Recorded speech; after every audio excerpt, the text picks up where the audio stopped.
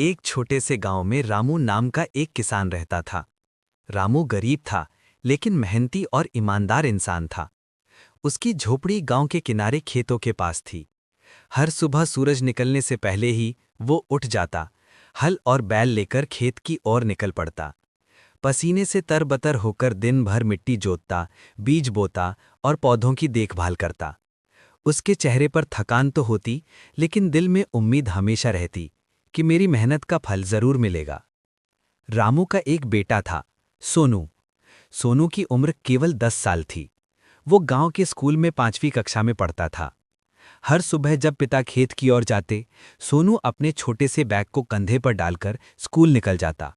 School जाते समय वो अपने पिता को देखता और सोचता कि पापा मेरे लिए इतना काम करते हैं, एक दिन मैं पढ़ लिख कर उनकी जिंदगी आसान बना दूंगा।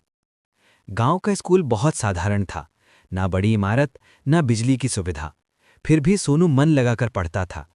उसके शिक्षक भी उसकी लगन देखकर खुश रहते।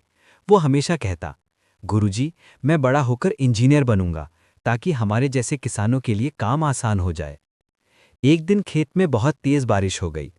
रामू का बोया हुआ फसल पानी में डूब गया। रामू उदास हो गया। उसके पास ज्यादा पैसे नहीं थे और अगले महीने सोनू की स्कूल फीस भरनी थी। वो सोच में पड़ गया कि अब क्या करे। रात को जब सोनू ने पिता के चेहरे पर चिंता की लकीरें देखीं, तो पूछा, पापा, आप इतने परेशान क्यों हैं?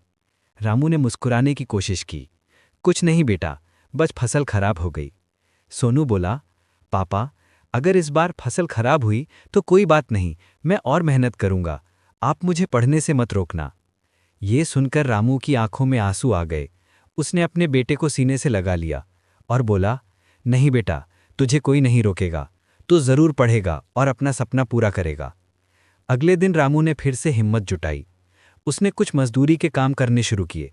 कभी किसी के खेत में काम करता, कभी गांव के कुएं पर मिट्टी ढोता। जो भी पैसे मिलते, उन्हें बचाकर सोनू की फीस भर दी।